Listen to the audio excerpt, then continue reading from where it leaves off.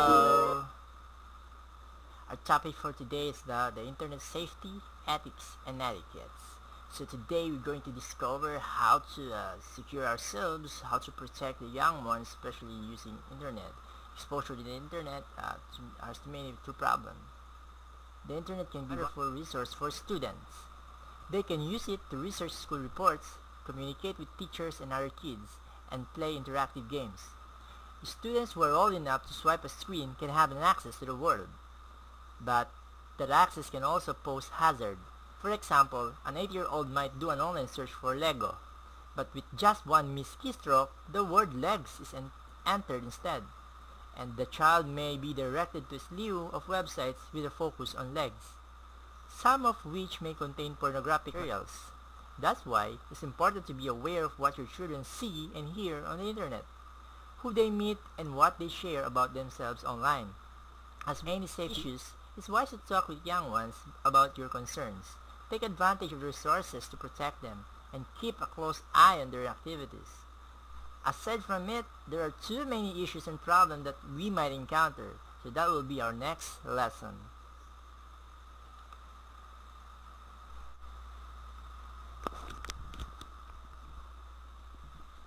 There is an online scam where criminals create a website or send an email that appears to be from a legitimate company or group asking you to provide sensitive and private information.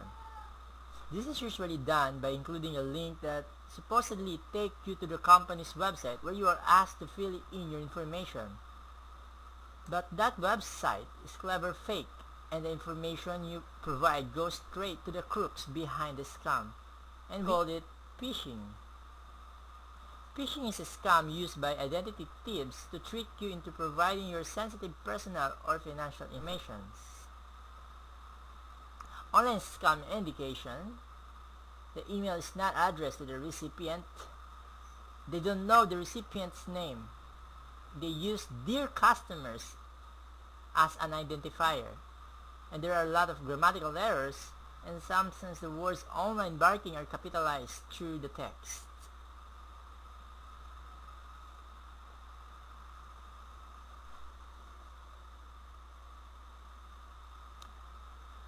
So to avoid falling for a phishing scam, drive, don't pull. Stay in the driver's seat by finding the website yourself.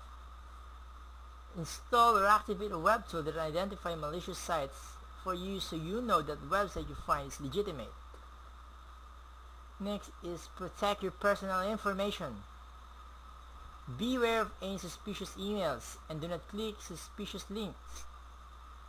Know the common phishing language. Okay, no exceptions. Just delete all the emails you receive, and you can report it at reportphishing at antiphishing.org or spamuce.gov. Netiquette is a correct and acceptable way of communicating over the internet. It's also known as the computer ethics. So let's start with the core rules of the netiquette. So we have 10 core rules to be discussed. Rule number 1. Remember the human. When you're holding a conversation online, whether it's an email exchange or a response to discussion group posting, it's easy to misinterpret your correspondent's meaning. And it's frighteningly easy to forget that your correspondent is a person with feelings more or less like your own. Not to be offensive online. Rule number 2. Adhere to the same standards of behavior online that you follow in real life. In real life, most people are fairly law-abiding, either by disposition or because we're afraid of getting caught in cyberspace.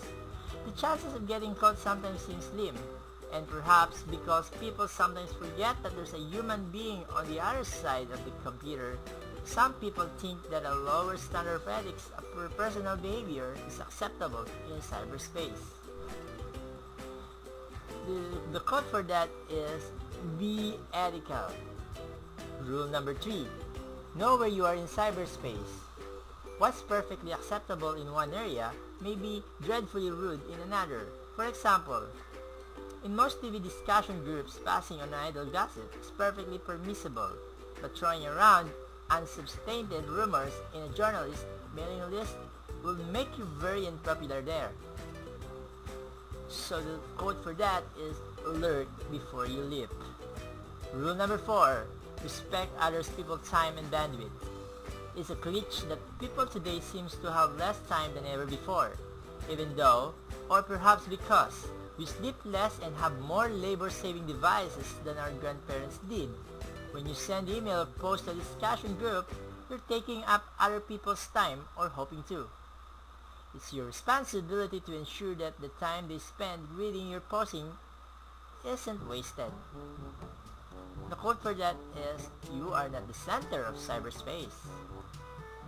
Rule number 5. Make yourself look good online. Be judged with the people quality of your writing. For most people who choose to communicate online, this is an advantage if they didn't enjoy using the written word. They wouldn't be there, so spelling, grammar do count, and most importantly, the content. The code for that is, know what you're talking about and make sense, because every comments and post counts. Rule number 6. Share your expert knowledge. The strength of cyberspace is in its numbers. The reason asking questions online work is that a lot of knowledgeable people are reading the questions, and if even a few of them offer intelligent answer, the sum total of a world knowledge increases. The internet itself was founded and grew because scientists wanted to share information. Gradually, the rest of us got in on that. Okay, the code for that is help to get help. Rule number 7. Help keep flame wars under control. Flaming is what people do when they express a strongly held opinion without holding back any emotions. It's the kind of message that makes people respond, oh, come on, tell us how you really feel. Tact is not its objective. Don't start the flame. Rule number 8. Respect others people's privacy. Of course, you'd never dream of going through your colleagues' desk drawers, so naturally, you won't read their email either. Earn respect by building a good reputation. Rule number 9. Don't abuse your power. Some people in cyberspace have more power than others. There are wizards in MUDs or the multi-user dungeons, experts in every office, and system administrators in every system. Remember, you are not a god. And lastly, rule number 10. Be forgiving of other people's mistakes. Everyone was a network newbie once, and not everyone has had the benefit of reading this book. So, when someone makes a mistake, whether it's a spelling error or spelling flame, a stupid question or an unnecessarily long answer, be kind about it.